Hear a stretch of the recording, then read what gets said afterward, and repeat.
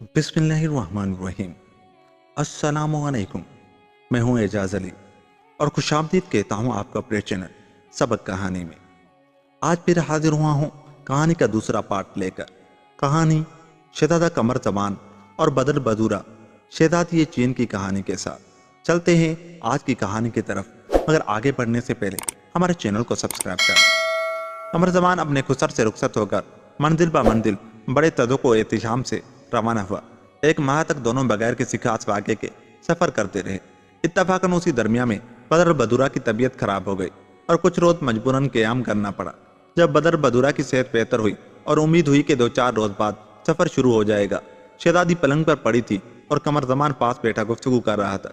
शहजादी की आंख लग गई। कमर जमान भी उसके बराबर सोने के लिए लेटा तो उसकी नजर बदर बदूरा की कमर पर पड़ी। उसमें एक जरबफ्त का बटवा था जो उससे पहले कभी उसने नहीं देखा था। आस्तगी से खोला तो उसमें एक तख्ती निकली जिस पर कुछ अजीब से नक्श व निगार बने हुए थे। शहजादे ने ख्याल किया कि कोई तिलस्मी तख्ती है। वो उसको वापस ही रखना चाहता था कि जानवर ने झुपटा मारा और वो तख्ती लेकर उड़ गया। कमर जमान तीरों कमान लेकर उठा और परिंदे को तलाश करता हुआ दूर तक निकल गया। जानवर एक दरख्त से उड़ता और दूसरे पर बैठ जाता। उसी तरह शहजादा शाम तक उसका पीछा करता रहा और शाम हो जाने पर घबराया कि मालूम नहीं कहाँ तक निकल आया हूँ।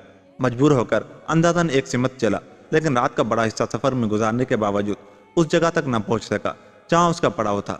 बाकी रात एक दरख्त पर गुजारी और सुबह को उठकर फिर आगे चल दिया। 7 दिन रात सफर के बाद उसे दूर से एक शहर नजर आया। चुनाचे उधर रवाना हुआ, लेकिन राह में प्यास की शिद्दत से परेशान होकर एक बाग में आया ताकि पानी पिए।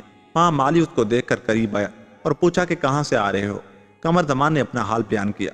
माली कहने लगा कि खुदा का शुक्र करो कि तुम शहर में नहीं गए, वरना वहां से जिंदा ना आते। इस शहर के रहने वाले शैतान परस्त थे। अगर तुम्हें देखकर मुसलमान समझ लेते तो उसी वक्त कत्ल कर देते।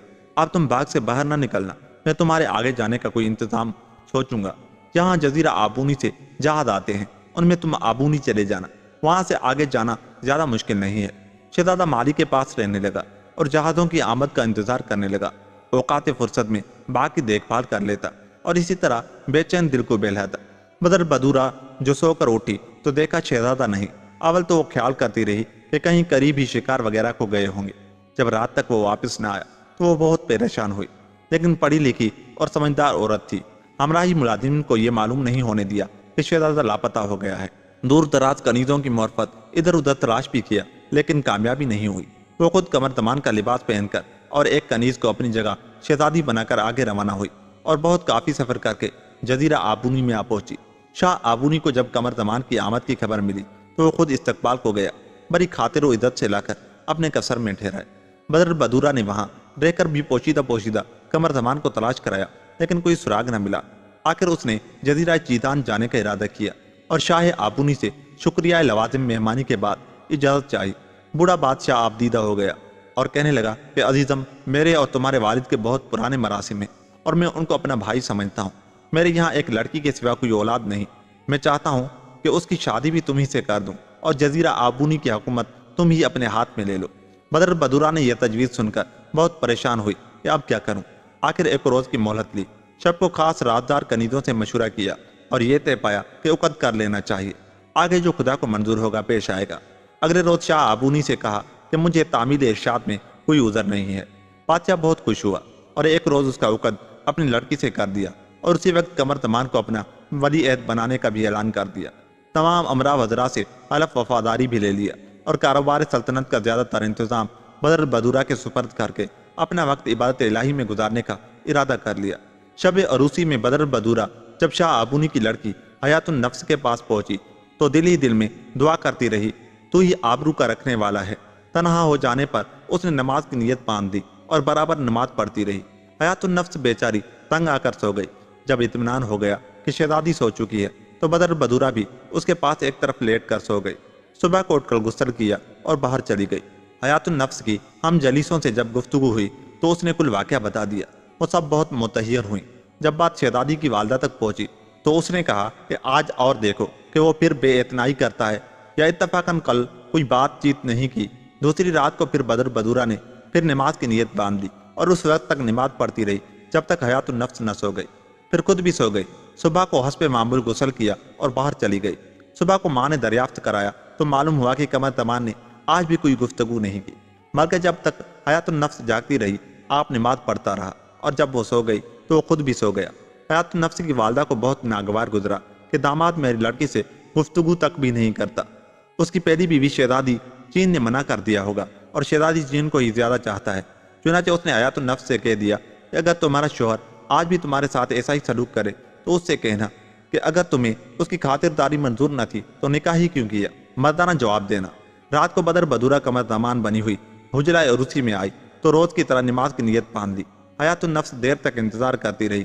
آخر ایک مرتبہ اس نے اپنے شوہر کو مخاطب کر کے کہا کہ پہلے آپ میری تھوڑی سی عرض سن لیجئے۔ بدر بدورہ سمجھ گئی کہ آج راز فاش ہو کر رہے گا، چنانچہ متوجہ ہو کر بولی کہ کہو۔ حیات النفس کو جو کچھ ماں نے کہا تھا کہہ دیا، اور بولی کہ میں نہیں چاہتی کہ کوئی تکلیف ہو، لیکن یہ ضرور معلوم کرنا چاہتی ہوں کہ آپ مجھ سے گفتگو کیوں نہیں کرتے۔ بدر بدورہ نے کہا کہ اگر تم معلوم ہی کرنا چاہتی ہو تو دیکھو۔ یہ کہہ کر اپنا مردانہ لباس اتار دیا۔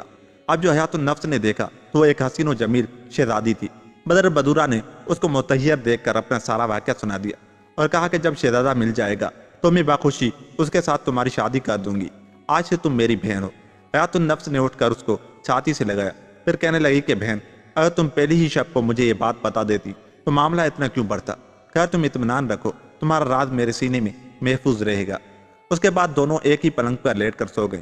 بدر البدورہ صبح کو حسب معمول مردانہ لباس پہن کر باہر چلی گئی، اور حیات النفس نے ماں کو یہ کہہ کر تسلی دے دی کہ وہ دراصل آج کل کوئی وظیفہ پڑھ رہے ہیں، اس لیے گفتگو اور توجہ نہیں کر سکے، اور اب مجھے ان کی طرف سے کوئی شکایت نہیں ہے، یہاں سب اطمینان سے رہ رہے ہیں۔ ادھر قمر زمان بڈھے مالی کے باغ میں تھا۔ ایک روز مالی کہنے لگا کہ جزیرہ آبونی سے جہاز آیا ہے، میں دیکھتا ہوں اگر ممکن ہوا تو تمہارے جانے کا انتظام کر دوں گا۔ بڈھا مالی ادھر گیا جہاں قمر زمان اداس بیٹھا تھا کہ سامنے کے درخت پر ایک جانور آ کر بیٹھا۔ ابھی وہ دم بھی نہ لینے پایا تھا کہ دوسرے شکاری جانور نے اس کو دبوچ لیا اور پنجے مار کر اس کا پیٹ چاک کر ڈالا۔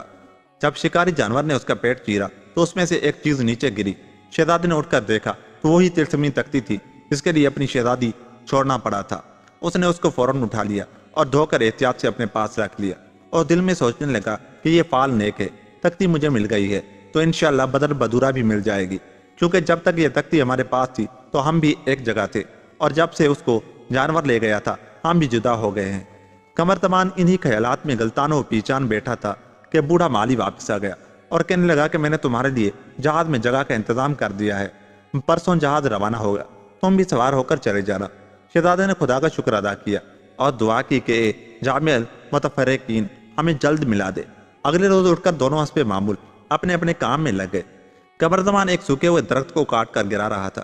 جس وقت درخت گرا اور جڑ کی مٹی ادھر ادھر ہوئی تو وہاں ایک دروازے کے آثار معلوم ہوئے، تو شہزادے نے تھوڑی سی مٹی اور صاف کی تو ایک تہہ خانے کا دروازہ نکل آیا۔ کواڑ کھول کر اندر گیا تو 50 اشرفیوں سے بھری ہوئی دیگیں نظر آئیں۔ وہ بھاگ کر مالی کے پاس آیا اور واقعہ بتا کر دیگیں دکھائیں۔ مالی نے کہا کہ بیٹا یہ تمہاری تقدیر کا مال ہے، اپنے ساتھ لے جاؤ، میں 50-60 سال سے اس باغ میں کام کرتا ہوں، آج تک اس کا پتہ نہیں چلا۔ شہزادے نے اصرار کیا کہ نہیں، میں تنہا اس کو ہرگز نہیں لوں گا۔ بڑی مشکل سے نصف نصف کا فیصلہ ہو گیا۔ قمر زمان نے آدھی دیگوں کو اشرفیوں سے بھرا اور اوپر سے روغن زیتون ڈال دیا تاکہ شبہ نہ ہو۔ آخری دیگ میں وہ تسمی تختی بھی خیال سے رکھ کر سب دیگوں کے منہ بند کر دیے اور جہاز پر لدوا دیا۔ اتفاقاً شام کو مالی بیمار ہو گئے۔ قمر زمان شب بھر اس کی تیمار داری کرتا رہا۔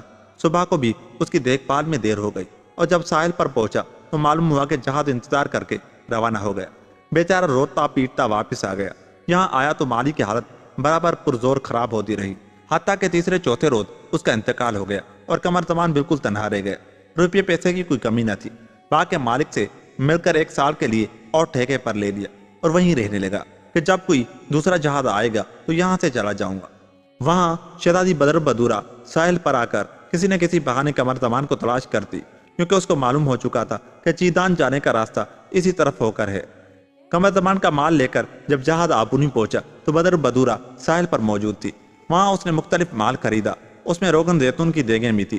جہاز کے کپتان نے کہا کہ یہ ایک شخص کا مال ہے جو سوار نہ ہو سکا، جب ہم واپس اس جزیرے میں جائیں گے تو اس کا روپیہ ادا کر دیں گے۔ اور سامان اٹھوا کر شہزادی مایوس لوٹ آئی۔ قیام گاہ پر لوٹ کر جب دیگیں کھلوائی ان میں وہ دلچسپی تختی بھی نکلی جو قمر زمان کے ساتھ ہی کھو گئی تھی۔ تختی کو دیکھتے ہی شہزادی قریب تھا کہ فرط مسرت سے بے ہوش ہو جائیں۔ بمشکل ضبط کیا اور سپاہیوں کو حکم دیا کہ کپتان جہاز کو یہاں لا کر حاضر کرو۔ فوراً کپتان کو لایا گیا۔ اسے بدر بدورہ نے کہا کہ جس شخص کا روغن زیتون لائے ہو اس پر ہمارا بہت بھاری قرضہ ہے، تم اسی وقت اس جزیرے میں واپس جاؤ اور اس شخص کو اپنے ساتھ لے کر آؤ جس نے یہ تیل بار کرایا تھا، اور جب تک تم واپس نہ آؤگے تمہارا جہاز بطور ضمانت ہمارے پاس رہے گا۔ کپتان جہاز ایک بڑی کشتی لے کر ادھر روانہ ہو گیا اور بدر بدورہ نے تنہائی میں حیات النفس کو کل واقعہ سنایا اور کہا انشاءاللہ اب میرے عزیز شوہر اور اصلی قمر زمان آنے والے ہیں۔ کپتان کشتی لے کر جزیرے میں واپس آیا اور باغ میں پہنچ کر قمر زمان سے ملا اور کہنے لگا چلیے آپ کے مال کی بہت اچھی قیمت مل رہی ہے اور میں آپ کو لینے آیا ہوں۔ قمر زمان بہت خوش ہوا اور باقی نصف خزانہ بھی ساتھ لے کر کشتی میں سوار ہو گئے۔ جب کشتی اس جزیرے کے حدود سے نکل گئی تو کپتان نے اصل قصہ بتایا کہ شاہ ابونی نے تم کو گرفتار کر کے بلایا ہے، تم پر اس کا کوئی قرض ہے۔ شہزادے نے کہا کہ میں نے آج تک شاہ ابونی کی صورت نہیں دیکھی، قرض کیسا؟ کپتان نے کہا کہ مجھے کچھ نہیں معلوم، تمہیں وہیں چل کر سب بتا دیا جائے گا۔ اس پریشانی میں یہ لوگ ابونی پہنچے۔ کپتان نے قمر زمان کو پیش کیا۔ شہزادی نے اس کو بہت کچھ انعام دے کر رخصت کر دیا اور خواجہ سرا کو حکم دیا کہ اس شخص کو غسل کرا کے کپڑے عمدہ پہناؤ اور فلاں کمرے میں بیٹھاؤ۔ خواجہ سرا قمر زمان کو حمام میں لے گیا اور وہاں نہا دھو کر شہزادے نے لباس تبدیل کیا اور ایک کمرے میں بیٹھ گیا، لیکن سخت حیران تھا کہ آخر میں کیوں بلایا گیا اور اب یہ کیا ہو رہا ہے۔ تھوڑی دیر میں بدر بدورہ آئی اور وہی تلسمی تختی دکھا کر کہنے لگی کہ یہ کیا ہے، اس کا مفصل حال بیان کرو۔ قمر زمان نے اس کو دیکھ کر پوچھا کہ آپ کو کیوں کر یہ تختی ملی؟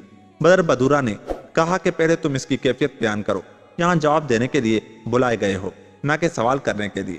قمر زمان نے ایک آہ سرد بھر کر کل واقعہ بیان کیا اور کہنے لگا جس روز سے میں نے اس تختی کو دیکھا ہے اپنی جان سے پیاری بیگم کو نہیں دیکھ سکا۔ بدر بدورہ نے پوچھا کہ اتنی مدت گزر جانے پر بھی تم اپنی بیوی کو نہیں بھولے، کیا وہ بہت خوبصورت ہے؟ قمر زمان نے کہا کہ حضور وہ میری زندگی ہے، پہلے خود ہر وقت وہ میرے پاس رہتی تھی، اب اس کی یاد رہتی ہے، ان دونوں سے الگ ہو کر میں اپنا قصور بھی نہیں کر سکا۔ بدر بدورہ کو یقین ہو گیا کہ شہزادہ اب بھی اس کو اتنا ہی پیار کرتا ہے جتنا پہلے کرتا تھا، چنانچہ اس نے اپنے آپ کو ظاہر کر دیا اور قمر زمان کی چھاتی سے لپٹ کر دیر تک روتی رہی۔ پھر دونوں نے اطمینان سے بیٹھ کر اپنی اپنی سر گزشت سنائی اور تمام رات و نیاد میں گزر گئی۔ صبح کو شاہ ابونی آیا تو دیکھا کہ ایک بہت شکیل مرد اور ایک خاتون بیٹھی ہیں۔ تعجب سے چاروں طرف دیکھنے لگا، پھر دریافت کیا کہ قمر زمان کہاں گئے۔ بدر بدورہ کھڑی ہوئی اور تمام واقعات شروع سے آخر تک بیان کر کے شاہ ابونی سے کہا کہ آپ میرے شوہر نامدار شہزادے قمر زمان ہیں، اب آپ دوبارہ میری پیاری بہن حیات النفس کی شادی ان سے کر دیں۔ تمام قصہ سن کر بادشاہ بہت حیران ہوا اور دوبارہ شادی کر کے وہیں رہنے لگا۔ شاہ ابونی نے تاج و تخت قمر زمان کے حوالے کر دیا اور خود عبادت میں مصروف ہو گیا۔ 1 سال کے بعد دونوں شہزادیوں کے یہاں لڑکے پیدا ہوئے، ایک کا نام امجد اور دوسرے کا اسد رکھا گیا۔ بچوں نے جب ہوش سنبھالا تو تعلیم کے لیے بہترین استاد مقرر کر دیے گئے۔ اس طرح عیش و عشرت میں 20 سال کی طویل مدت گزر گئی۔ امجد و اسد تعلیم و تربیت حاصل کر کے نہایت قابل شہزادے بنے۔ دونوں بھائیوں میں اس درجہ محبت تھی کہ دونوں نے اس پر عمل کیا تھا۔ حیات النفس اور بدر بدورہ میں بھی بہنوں کی سی محبت تھی اور ایک دوسرے کی اولاد پر اپنی جان چھڑکتی تھی۔ غرض یہ عرصہ ایسے رہا تو آرام سے گزرا کہ زندگی میں کسی وقت ادنا سا تبدل بھی نہیں آیا، مگر زندگی کی دھار ہمیشہ سیدھی نہیں بہتی، اس میں پیش و خم ضرور آتے ہیں۔ اتنی مدت گزر جانے کے بعد دونوں شہزادیوں کے دل میں فرق آ گیا اور ہر ایک کی خواہش یہ ہوئی کہ میرا بیٹا ولی عہد بنے۔ دونوں نے اپنے اپنے لڑکوں کو سوتلی ماں کی طرف سے بدزن کرنے کی کوشش کی، لیکن امجد اور اسد نے عہد کر رکھا تھا کہ ہم ایک دوسرے سے راز نہیں چھپائیں گے، چنانچہ وہ آپس میں تبادلہ خیال کر لیتے تھے، جس کا نتیجہ یہ نکلتا کہ ان کی طبیعتیں آپس میں صاف رہتی اور دونوں شہزادیاں جو کچھ کہتی بیکار تھا۔ بڑھتے بڑھتے دونوں ماؤں کا حسد آخرکار اتنا بڑھ گیا کہ ہر ایک دوسرے کے لڑکے کو ختم کرانے کے در پہ ہو گئی۔ قمر زمان باہر گیا ہوا تھا۔ ایک دن امجد و اسد کاروبار حکومت دیکھتے اور شام کو مل کر تمام دن کی مصروفیات پر تنقید و تبصرہ کر لیتے۔ ایک روز امجد محل میں آیا تو ایک کنیز نے حیات النفس کا خط لا کر دیا۔ امجد نے پڑھ کر غصے میں کنیز کو قتل کرا دیا۔ دوسرے روز یہی واقعہ اسد کے ساتھ پیش آیا، اس کو بدر بدورہ کا خط لا کر دیا، اس نے بھی لانے والی کنیز کو قتل کرا دیا۔ شام کو دونوں نے اپنے اپنے خطوط ایک دوسرے کو دکھائے اور اپنی اپنی ماؤں کی ناقص عقلی پر بہت کڑھے۔ شب کو دونوں نے اپنی اپنی والدہ کو تنبیہ کی اور بتا دیا کہ اگر آپ دونوں کی حسد و کینے کی یہی کیفیت رہی تو ہم والد سے کل صورتحال ظاہر کرنے پر مجبور ہو جائیں گے۔ اسی دوران میں قمر زمان واپس آ گیا۔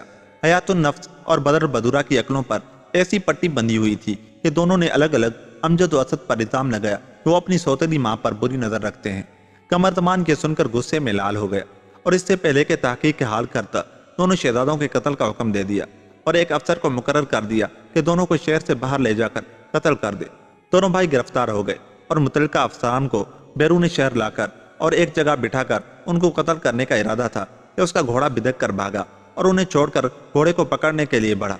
वहीं कहीं कोई शेर सो रहा था, वो उठ गया और अफसर पर हमला करने के लिए दौड़ा। अमजद ने जो ये हाल देखा तो तलवार खींचकर शेर के मुकाबले में आ गया। जो ही शेर करीब पहुंचा पूरी सफाई से हाथ मारा और दो टुकड़े कर दिए। इतने में असद घोड़े को पकड़ लाया। फिर दोनों भाइयों ने तलवार और घोड़ा उसके सुपर्द करते हुए कहा कि आइए और आप अपना फर्ज पूरा कीजिए। अफसर मजकूर हाथ बांधकर उन दोनों भाइयों के सामने खड़ा हो गया और कहने लगा कि हुजूर, मैं इतना एहसान फरामोश नहीं कि आप भी आप पर हाथ उठाओ, और मुझे यकीन है कि बादशाह भी किसी भारी गलत फहमी का शिकार हुए हैं कि आप जैसे लायक और शरीफ लड़कों के कत्ल करने का हुक्म दिया है। आप किसी दूसरी जगह चले जाइए, अपने कपड़े मुझे दे दीजिए ताकि शेर के खून में तर करके बादशाह को पेश कर दूं और वो यकीन कर लें कि तामील हो गई। मुझे यकीन है कि एक वक्त ऐसा आएगा जब बादशाह को पशीमानी होगी। आप दोनों इज्जत और शान से आकर जदीरा आबूनी पर हुकूमत करेंगे। दोनों शहजादों ने अपने कपड़े अफसर मजकूर को दे दिए, जिसने उन्हें शेर के खून से तर कराकर अपने साथ लिया और अपना घोड़ा और जो कुछ उसके पास जर्द नकद मौजूद था अमजद व असद को देकर कहा कि अब आप यहाँ से रवाना हो जाइए। दोनों भाई तवक्कुल खुदा पर एतमद चल दिए। वो अफसर दोनों की कमीज़ें लेकर बादशाह के पास आया और पेश करके चला गया। तन्हाई में दो जवान बेटों के खून आलूद कमीज देखकर कमरदमान अपने फैल पर बहुत पछताया और इरादा कर लिया कि ये कुर्ते बतौर यादगार रख लूंगा। जब कमीज उठाई तो उनकी जेबों में से कुछ कागजात निकले। कमरदमान ने उठा लिए। ये वही खतूत थे जो हयातुन नफ्स और बदर बदूरा ने अमजद व असद को लिखे थे। खतूत पढ़कर कमरदमान को मालूम हुआ कि दोनों बेकसूर कत्ल कर दिए गए और हकीकतन दोनों शहजादियों ने आपस की जलन में एक दूसरे पर गलत इल्जामात लगाए थे। उस वक्त कमरदमान बहुत रोया। जवान बेटों का बिलावजह कत्ल और फिर उनकी सआदत मंदी को अपनी सौतेली माओं का राज अफशा नहीं किया, लेकिन दोनों बेगमों से मिलना जुलना छोड़ दिया और इतला करा दी कि तुम्हारी आपस की दुश्मनी का ये नतीजा निकला है कि मैंने दोनों शहजादों को कत्ल करा दिया। अब जिंदगी भर तुम भी रो और मैं भी रोऊंगा। जिस वक्त हयातुन नफ्स और बदल बदूरा को मालूम हुआ कि हम दोनों की शिकायत का यह अंजाम हुआ कि दोनों ही अपने अपने लाल खो बैठी तो बहुत रोई और दीवानों जैसी कैफियत हो गई। हर किस्म का राहत तो आराम छोड़ दिया और अपनी हिमाकतों और गलतियों के एहसास ने दोनों को जिंदा दरगोर बना दिया। अमजद व असद अफसर से रुखसत होकर एक तरफ चल दी। एक माह तक मुख्तलिफ जंगलों में और पहाड़ों को तय करते हुए एक रोज एक पुरफिजा वादी में पहुंचे, जहां पहाड़ से पानी के कई चश्मे निकल कर बहते थे। हर तरफ फलदार दरख्त खुदरू खड़े थे। दोनों भाइयों ने कुछ फल खाकर चश्मों का सर्द शीरी पानी पिया और खुदा का शुक्र अदा किया। चंद रोज के लिए उसी वादी में ठहर गए। जब सफर की थकान दूर हो गई और दाईं तरफ के पहाड़ से दूसरी तरफ उतरे, वहां एक आबाद व बारौनक शहर आया। अमजद व असद हफ्तों की सैरा नूरदी से तंग आ चुके थे, इसलिए कुछ कुछ शहर की तरफ रवाना हो गए। जब करीब पहुंचे तो असद ने भाई से कहा कि नए शहर में दोनों को एक साथ नहीं जाना चाहिए। खुदा जाने किस किस्म के लोग हों और क्या सलूक करें। पहले एक जाकर हालात मालूम कराए, फिर दूसरा भी जाए। चुनांचे असद ने अमजद को वहीं बिठाया और खुद शहर की तरफ चला। रास्ता पूछा तो एक बूढ़ा कहने लगा कि तुम शायद यहाँ नौवारिद हो। असद ने कहा, हाँ, मेरा एक साथी भी है, मैं खाना लेने आया हूँ। बूढ़ा बड़ी शफकत से बोला कि आप मेरे साथ चलिए, मैं आपको कुल शहर की सैर करा दूंगा। असद उसके साथ रवाना हुआ। एक मकान के सामने पहुंचकर बूढ़े ने कहा कि मेरा गरीब खाना ही है, चल लम्हे बैठने पर बाजार चलेंगे। असद उसके साथ अंदर चला गया। अंदर जाकर उसे मालूम हुआ कि मेरे साथ धोखा किया गया है। बूढ़े ने दो कवि हैकल जवानों की मदद से उसकी मशकें बांध ली और एक तय खाने में बंद करके अपनी लड़कियों से कहा कि इसकी खूब अच्छी तरह हिफाजत करो। अनकरीब इसको अग्नि देवता की कुर्बान गाह में नजर किया जाएगा। असद अपनी बेबसी पर बहुत रोया और खुदा से दुआ करता रहा कि वो इस मुसीबत से निजात अता फरमाए।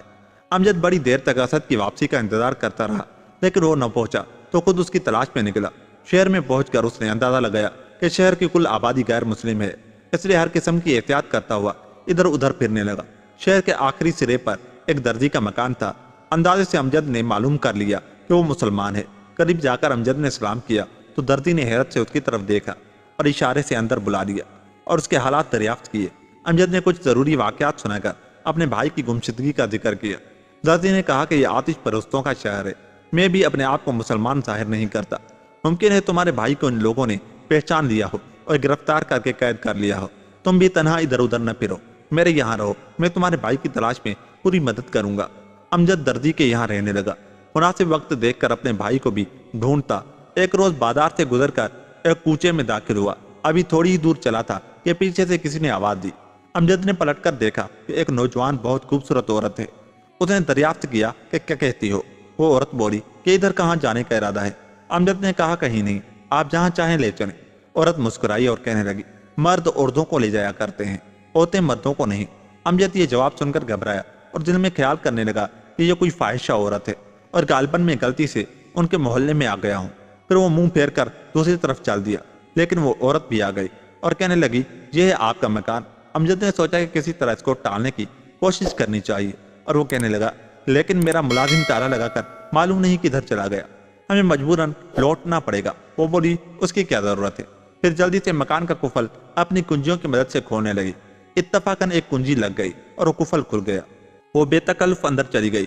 مجبوراً ڈرتے ڈرتے امجد بھی گھر میں داخل ہوا، لیکن پریشان کہ اگر مالک مکان آ گیا تو کیا ہوگا۔ لیکن مرد ہو کر وہ کسی عورت کے سامنے اپنی کمزوری کے اظہار سے شرماتا تھا۔ کمرے میں پہنچے تو ہر قسم کے لوازمات تام چنے ہوئے تھے، شراب کرینے سے چنی ہوئی تھی۔ ایسا معلوم ہوتا تھا کہ گویا ابھی کوئی رکھ کر گیا ہے۔ عورت بے فکری سے دسترخوان پر بیٹھ گئی اور کھانا شروع کر دیا۔ ہاتھ پکڑ کر امجد کو بھی بٹھا لیا۔ ابھی یہ لوگ کھانا کھا ہی رہے تھے کہ مالک مکان آ گیا۔ خوش قسمتی سے دروازے کی طرف عورت کی پشت تھی اور امجد کا منہ دروازے کی طرف۔ جیسے ہی امجد نے ایک شخص کو اندر آتے ہوئے دیکھا، گھبرا کر اٹھا اور عورت سے کہنے لگا کہ تم کھانا کھاؤ، میں دروازہ بند کر دوں۔ باہر آ کر مالک مکان ملا۔ وہ غریب حیران تھا کہ کون صاحب مکان کو کھانا بے تکلف بنائے ہوئے ہے۔ امجد ہاتھ باندھ کر اس کے سامنے کھڑا ہو گیا اور اول سے آخر تک سارا واقعہ بیان کر دیا۔ مالک مکان بہت شریف انسان تھا۔ شہزادے کا ہاتھ تھام کر بولا کہ کچھ حرج نہیں، یہ آپ ہی کا مکان ہے، بے تکلف استعمال کیجیے، لیکن مجھے تعجب ہے کہ آپ مسلمان ہو کر اب تک کس طرح محفوظ ہیں۔ دوران گفتگو میں بے احتیاطی سے آپ نے کئی لفظ ایسے کہہ دیے ہیں جو آپ کو مسلمان ثابت کرتے ہیں۔ میں یہاں کے بادشاہ کا داروغہ استبل ہوں اور مسلمان ہوں، گو ظاہر نہیں کرتا۔ آپ یہ آئندہ احتیاط رکھیں۔ اب میں آپ کے غلام بن کر حاضر ہوتا ہوں، آپ چل کر بیٹھیں، لیکن ہوشیار رہیں کہ یہ عورت واقعی صرف فاحشہ ہے یا کوئی جال بچھا رہی ہے۔ امجد داروغہ کا شکریہ ادا کر کے دسترخوان پر آ بیٹھا اور کھانا شروع کر دیا۔ کچھ ہی دیر بعد داروغہ بطور غلام حاضر ہوا۔ امجد نے بظاہر غصے میں کہا کہ تم بڑے لاپرواہ ہو کر تالا لگا کر چلے گئے اور میں وہیں بیٹھا رہا، مجبوراً ہمیں کفل سے کشتی کرنی پڑی۔ داروغہ نے ہاتھ باندھ کر عذر کیا۔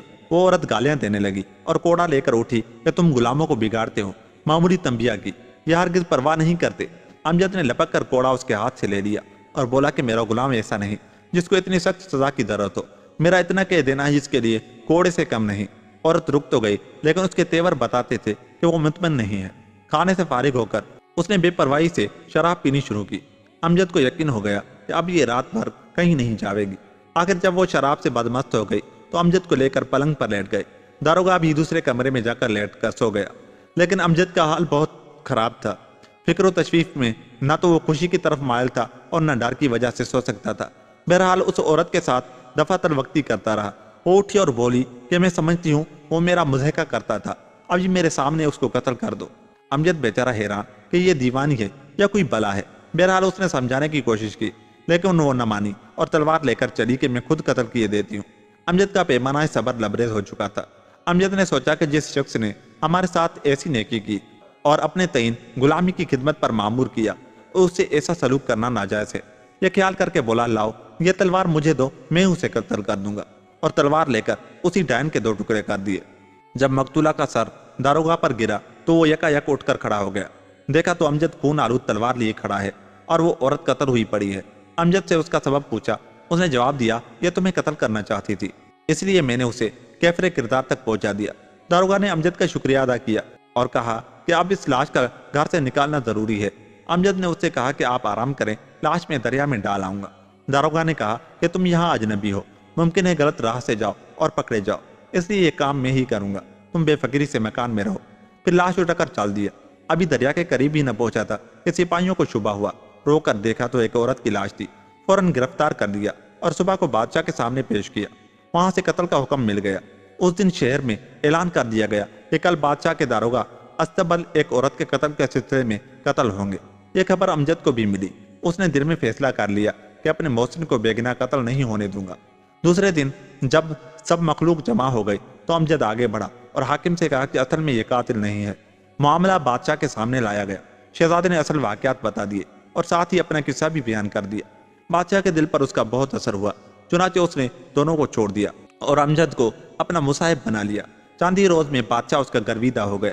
آہستہ آہستہ اس نے بادشاہ کے دل سے مسلمانوں کی دشمنی بھی نکال دی اور حکم جاری کرا دیا کہ یہاں کوئی مسلمان قربان نہیں کیا جائے گا۔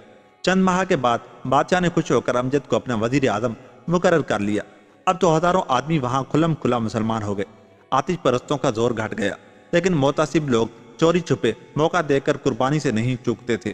پھر اس خاص شہر میں یہ رسم رک گئی تھی، بلکہ اگر پوشیدہ طور پر کوئی مسلمان مل جاتا تھا تو باہر بھیج کر قربانی کرتے تھے۔ وزیر اعظم بننے کے بعد امجد نے ہر طرف جاسوس چھوڑ دیے، لیکن اسد کا پتہ نہ چلا۔ وہ غریب اسی خبیث بوڑھے کے تہ خانے میں قید تھا، روزانہ پیٹا جاتا تھا اور کھانے کو بھی بہت کم ملتا تھا۔ اس دوران میں آتش پرستوں کی عید آ گئی اور حسب معمول قربانی لینے والا جہاز آ گیا۔ کپتان جہاز اسی بوڑھے سے ملا اور اس نے کپتان کو بتایا کہ یہاں کے حالات بدل گئے ہیں، بادشاہ کے خیالات میں انقلاب آ گیا ہے۔ آج کل وزیر اعظم مسلمان ہے، شہر میں بھی بہت زیادہ مسلمان ہو گئے ہیں اور کسی کو حکم نہیں کہ کسی انسان کی قربانی کرے۔ میں نے مہینوں سے ایک مسلمان بند کر رکھا ہے، میں صندوق بند کر کے دے دوں گا، بہت احتیاط رکھنا۔ چنانچہ اس طرح اسد جہاز پر پہنچا دیا گیا۔ امجد نے یہ دیکھنے کے لیے کہ کسی مسلمان کو چھپا کر نہ بھیج دیا جائے، خود جہاز کی تلاشی لی، لیکن اتفاقاً صندوق نہ دیکھا اور اس طرح اس کا بھائی وہیں پر رہ گیا۔ اگلے روز جہاز روانہ ہو گیا۔ چند روز تو جہاز صحیح راستہ پر چلتا رہا، لیکن ایک دن طوفان کی زد میں آ کر ایک مسلمان ملکہ کی حکومت کی حدود میں آ گیا۔ کپتان جہاز بہرام گھبرایا اور سوچنے لگا کہ اگر قیدی کے متعلق ملکہ کو علم ہو گیا تو غضب ہو جائے گا، اور یہ جہاز قربانی کے نام سے مشہور ہے، اس لیے تلاشی بھی ضرور ہوگی۔ مجبوراً اس نے اسد کو نکالا اور اچھا لباس پہنا کر کہنے لگا، وہاں تم آتش پرستوں میں پھنس گئے تھے، میں بڑی مشکل سے تمہیں نکال کر لایا ہوں۔ اب وہ عملداری ختم ہو گئی، جہاں تمہاری گرفتاری کا ڈر تھا، اس لیے میں نے تم کو صندوق سے نکال لیا ہے۔ آگے چل کر تمہیں کسی بڑی حکومت کے ملک میں جہاز سے اتار دوں گا۔ جہاز کنارے پر آ لگا اور کپتان جہاز اجازت لینے کے لیے نیچے اترا اور افسران متعلقہ سے مل کر کچھ تحائف کے ساتھ ملکہ کی خدمت میں حاضر ہوا۔ ملکہ نے حالات دریافت کرنے کے بعد حکم دیا کہ جہاز کی تلاشی لی جائے۔ کپتان پھر واپس آیا اور چند امال حکومت تلاشی لینے لگے۔ دوران تلاشی انہوں نے اسد سے پوچھا کہ آپ کون ہیں؟ اس نے جواب دیا کہ میں مسلمان ہوں اور یہ قربانی کے لیے فلاں کوہ آتش فشاں پر لے جا رہے ہیں۔ افسران نے اسی وقت کپتان کو گرفتار کر لیا اور اسد کو لے کر ملکہ کی خدمت میں حاضر ہو کر کل واقعہ بیان کیا۔ ملکہ بہت ناراض ہوئی۔ کپتان نے معافی مانگی اور عرض کرنے لگا کہ میں فلاں حکومت میں رہتا ہوں اور وہاں کے لوگوں نے اس کو میرے سپرد کر دیا تھا، مجھے قطعاً معلوم نہ تھا کہ یہ مسلمان ہے۔ ملکہ نے اسد کو اپنے یہاں رکھ لیا اور جہاز والوں کو تنبیہ کر کے حکم دیا کہ فوراً یہاں سے نکل جاؤ۔ اسد ملکہ سے اجازت لے کر شہر دیکھنے چلا گیا۔ مدتوں کی قید کے بعد آزادی نصیب ہوئی تھی۔ جو کھانا پسند آیا ہر پہ پسند چیزیں لے کر کھائیں اور ایک باغ میں حوض کے کنارے لیٹ کر مستقبل کے متعلق غور کرنے لگا۔ ٹھنڈی ٹھنڈی چھاؤں میں تصور نے آئندہ کی خوشنما تصویریں کھینچ لی اور اس پر کیف تخیل میں اس کی آنکھ لگ گئی۔ قسمت کی بات ہے کہ جہاز جب چلنے لگا تو معلوم ہوا کہ میٹھا پانی کافی نہیں ہے۔ چند آدمی پانی کی تلاش میں نکلے اور اتفاقاً اس باغ میں آ گئے جہاں اسد سو رہا تھا۔ ان لوگوں نے موقع کو غنیمت سمجھا اور منہ بند کر کے اسد کو پکڑ کر جہاز پر سوار کر دیا اور لنگر اٹھا دیا۔ کپتان جہاز بہت خوش ہوا کہ قیدی دوبارہ زیر نگرانی آ گیا اور قربانی بھی رہگا نہیں ہوئی۔ کچھ دیر بعد ملکہ نے اسد کو طلب کیا، ہر طرف تلاش کیا لیکن پتہ نہ چلا۔ اتفاقاً کچھ آدمی باغ میں بھی آئے۔ وہاں حوض کے کنارے اسد کے کچھ کپڑے پڑے ہوئے تھے جو لا کر ملکہ کے سامنے پیش کیے گئے۔ چنانچہ ملکہ کی سمجھ میں آ گیا کہ اہل جہاز پانی لینے آئے ہوں گے اور تنہا پا کر پھر اسد کو گرفتار کر کے لے گئے۔ ملکہ کو بہت رنج ہوا اور جنگی بیڑا لے کر خود تلاش پہ روانہ ہو گئی۔ دوسرے روز بہرام کا جہاز مل گیا۔ جنگی بیڑے نے اس کو ہر طرف سے گھیر لیا اور حکم دیا کہ فوراً ٹھہر جا ورنہ گولہ باری کر کے غرق کر دیا جائے گا۔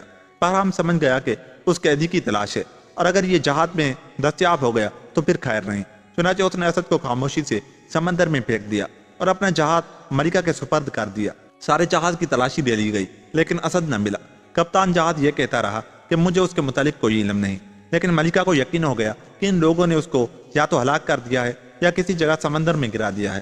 غصے میں ملکہ نے حکم دیا کہ جہاز کا کل سامان لوٹ لیا جائے، جہازی گرفتار کر لیے جائے اور جہاز کو آگ لگا دی جائے۔ سب لوگ گرفتار کر کے بند کر دیے گئے لیکن بہرام موقع پا کر بھاگ نکلا۔ سپاہیوں نے چاروں طرف دیکھا بھالا لیکن اس کا پتہ نہ چلا۔ اسد جہاز سے سمندر میں گر کر ادھر ادھر ہاتھ پاؤں مارنے لگا۔ زندگی کچھ باقی تھی۔ ایک تختہ جہاز کا تیرتا ہوا قریب سے گزرا، اس کو پکڑ کر سہارے سے تیرتا ہوا خدا جانے کہاں جا نکلا۔ آخر دوپہر کے قریب وہ تختہ ایک ساحل پر آ گیا۔ اسد بھی خدا کا شکر کرتا ہوا خشکی پر آیا، جنگلی پھول پتے کھا کر ایک چشمے کا پانی پیا تو کچھ ہوش و حواس درست ہوئے۔ رات کو مناسب جگہ دیکھ کر سو گیا۔ صبح کو خدا کا نام لے کر ایک سمت روانہ ہو گیا۔ 3-4 روز اسی طرح چلتا رہا، جہاں کئی جنگلی پھل مل جاتے کھا لیتا، چشموں کا پانی پیتا اور آگے بڑھ جاتا۔ آخر ایک روز ایک پہاڑ پر سے اس نے آبادی کے آثار محسوس کیے اور اسی وقت روانہ ہو گیا۔ شام تک وہاں پہنچا۔ جو ہی شہر کے پاس آیا تو معلوم ہوا کہ وہی آتش پرستوں کا شہر ہے جس میں مہینوں قید رہا تھا۔ خوف کے مارے اسد الٹے پیروں بھاگا۔ رات گزارنے کو ایک شکستہ مقبرے میں گھس گیا تاکہ پھر کوئی دیکھ کر گرفتار نہ کر لے۔ اس غریب کو کیا معلوم تھا کہ اس شہر میں اس کا عزیز بھائی امجد وزیر اعظم ہے اور اب کسی کی مجال نہیں کہ اس کی طرف آنکھ اٹھا کر دیکھ سکے۔ اسد نے ایک محفوظ جگہ صاف کی اور اطمینان سے لیٹ کر سو گیا۔ پچھلے پہر رات کو جو کپتان ملکہ کی قید سے بھاگا تھا وہ بھی شہر میں پہنچا، لیکن اس وقت شہر پناہ کا دروازہ بند ہو چکا تھا۔ شب گزارنے کے لیے وہ بھی مقبرے میں آ گیا، جہاں آ کر دیکھا کہ وہی شخص سو رہا ہے جس کے لیے ساری مصیبت پڑی اور کل سامان جہاز تک برباد ہو گیا۔ صبح کے قریب اس نے اسد کو سوتے ہوئے پھر گرفتار کر لیا اور بڑی احتیاط سے لا کر اسی مردود بوڑھے کے سپرد کر دیا۔ بوڑھے نے اس کو پھر تہخانے میں بند کر دیا اور لڑکیوں سے کہا کہ اس کو روزانہ کوڑی مارا کرو۔ دوپہر کو بوڑھے کی چھوٹی لڑکی بوستنا آئی اور اسد سے کہنے لگی کہ تم ہراساں نہ ہونا، میں نے اسلام قبول کر لیا ہے اور بڑی بہن بھی مسلمان ہو گئی ہے، ہم تمہیں کوئی تکلیف نہیں دیں گے، بلکہ جب موقع ملا یہاں سے رہا کر دیں گے۔ 3-4 روز اسد قید رہا، لیکن اسے کھانے پینے کی کوئی تکلیف نہیں ہوئی۔ اسی عرصے میں امجد وزیر اعظم کی کوشش سے بادشاہ بھی مسلمان ہو گئے اور مسلمان بالکل بے غم ہو گئے۔ ایک روز امجد نے پھر اعلان کرایا کہ جو کوئی اسد کا نشان بتائے گا یا لا کر حاضر کرے گا اس کو اتنا انعام دوں گا کہ زندگی بھر کسی کام کرنے کی ضرورت نہیں رہے گی، اور اگر کسی نے اپنے پاس چھپا رکھا تو تمام اہل و عیال کا قتل کر دیا جائے گا۔ اس اعلان کو سن کر بوستنا تہ خانے میں آئی اور اسد کو لے کر امجد کی خدمت میں حاضر ہوئی۔ جو ہی امجد نے اسد کو دیکھا دوڑ کر لپٹ گیا، پھر مفصل کیفیت و حالات سن کر اسد کے ساتھ بادشاہ کی خدمت میں حاضر ہوا اور تمام واقعات بتائے۔ بادشاہ کے حکم سے وہ بوڑھا اور بہرام کپتان جہاز گرفتار کر لیے گئے۔ شناخت کے بعد بوڑھا آتش پرست قتل کر دیا گیا، بہرام مسلمان ہو گیا، اس لیے چھوڑ دیا گیا۔ بوڑھے کی لڑکیوں کو امجد نے حسب وعدہ بہت انعام و اکرام دیا۔ بہرام دست بستہ کھڑے ہو کر بولا کہ میں ابھی چند روز ہوئے جزیرہ ہاربونی گیا تھا، وہاں آپ کے والد بہت پریشان ہیں، وہ اب تک یہی سمجھتے رہے ہیں کہ خدا نہ خواستہ آپ دونوں بھائی قتل کر دیے گئے ہیں۔ اسد و امجد نے فیصلہ کیا کہ فوراً والد کے پاس چلنا چاہیے۔ چنانچہ بادشاہ سے اجازت لے کر ایک بڑے لشکر کے ساتھ دونوں بھائی جزیرہ آبونی جانے کے لیے تیار ہو گئے۔ ابھی یہ لوگ یہاں سے روانہ ہوئے ہی نہیں تھے کہ اطلاع ملی کہ ایک فوج اس شہر کی طرف بڑھ رہی ہے۔ دونوں نے اس وقت روانگی ملتوی کر کے اپنی سپاہ آراستہ کی اور سفارت بھیج کر معلوم کر لیا کہ آنے والا کون ہے اور کیا منشا ہے۔ سفارت واپس آئی اور کہنے لگی کہ ملکہ مرجینہ ایک قریب کے جزیرے کی حاکم ہے۔ اسد نامی ایک شخص کو انہوں نے محبوس جہاز سے چڑایا تھا، وہ غائب ہو گیا ہے اور ملکہ کو معلوم ہوا ہے کہ قربانی کے لیے یہاں لایا گیا ہے۔ وہ مطالبہ کرتی ہے کہ اسد واپس کیا جائے ورنہ جنگ کے لیے تیار ہو۔ اسد یہ سن کر اٹھ کھڑا ہوا اور کہنے لگا کہ وہ یہی ملکہ میری تلاش میں آئی ہے جن کا ذکر میں نے اپنی داستان میں کیا تھا۔ دونوں بھائی مل کر خدمت میں حاضر ہوئے اور اس کی شفقت و محبت کا بہت بہت شکریہ ادا کیا۔ ملکہ برجینہ نے اس کو چھاتی سے لگا کر کہا کہ میں نے تم کو منہ بولا بیٹا بنا لیا تھا، پھر کیسے تلاش نہ کرتی۔ بادشاہ نے بااصرار ملکہ کو چند روز کے لیے بطور مہمان ٹھہرا لیا۔ دوسرے روز اطلاع ملی کہ ایک بادشاہ لشکر کے ساتھ آ رہا ہے۔ حالات دریافت کرائے تو معلوم ہوا کہ شاہ چین ہے اور اپنی بیٹی اور داماد کی تلاش میں جا رہا ہے۔ یہ سنتے ہی امجد و اسد دوڑے۔ امجد بادشاہ کے قدموں میں گر گیا اور کہنے لگا کہ میں آپ کا نواسا شہزادی بدر البدورہ کا لڑکا ہوں، یہ میرا بھائی حیات النفس کا لڑکا ہے۔ شاہ چین نے دونوں کو سینے سے لگایا اور قمر زمان اور بدر البدورہ کی نسبت دریافت کیا۔ امجد نے بتایا کہ وہ قریب ہی ایک جزیرے میں حکومت کر رہے ہیں۔ جب بادشاہ کو علم ہوا تو خود استقبال کر کے شاہ چین کو اپنے یہاں لایا اور دعوت کے انتظامات شروع کیے۔ یہ لوگ ابھی اچھی طرح ملنے بھی نہ پائے تھے تو معلوم ہوا کہ دو طرف سے 2 لشکر اور آ رہے ہیں۔ آدمی دوڑائے گئے کہ معلوم کریں کون ہے۔ تھوڑی دیر میں وہ واپس آئے اور کہا کہ ایک لشکر قمر زمان شاہ آبونی کا اور دوسرا شاہ زمان شاہ چیتاں کا ہے۔ یہ دونوں بھائی باپ اور دادا کی اطلاع پا کر بھاگے اور پہلے باپ کے قدموں پر گر گئے۔ باپ نے چھاتی سے لگایا اور دیر تک روتا رہا، پھر مختصر حالات سن کر ماں بیٹوں اور خسر کے اپنے باپ کے استقبال کو بڑھا۔ قمر زمان کو دیکھ کر شاہ زمان گھوڑے سے کود پڑا اور بیٹے کو سینے سے لگا کر بہت رویا اور شکایت کی کہ تم اپنے بوڑھے باپ کو بھول گئے۔ قمر زمان نے دونوں پوتوں کو پیش کیا۔ دادا بہت مسرور ہوئے، پھر شاہ چین سے ملے۔ सब बिछड़े हुए मिलकर बहुत खुश हुए। 5 रोज तक खूब ऐशो जश्न रहा। फिर सब बादशाह अपने अपने मुल्क को वापस हुए। उस जजीरे के बादशाह ने अपना ताजो तक दोनों भाइयों को दे दिया। बदर अल बदूरा और हयातुन नफ्स अपनी अपनी गलतियों पर बहुत शर्मिंदा हुई और फिर बेटों से अच्छी तरह रहने सहने लगी। अमजद और असद बारी बारी कभी बाप के, कभी दादा के और कभी नाना के यहाँ जाते थे। इस तरह का मर्दमान भी बाप और खुसर के यहाँ जाता रहता था। घर सब पूरे ऐशो आराम के साथ रहने लगे और यूं ये कहानी खत्म हुई। दोस्तों, अगर आपको हमारी ये कहानी अच्छी लगी तो जाते जाते हमारे चैनल को सब्सक्राइब करके आप भी हमारा हिस्सा बन जाएं और हमारी कहानियों को लाइक और शेयर जरूर करें और अपनी राय से हमें कमेंट बॉक्स में आगाह करते रहें। मिलते हैं किसी ऐसी ही कहानी के साथ। तब तक के लिए अपना बहुत सा ख्याल रखिएगा। अल्लाह निगहबान।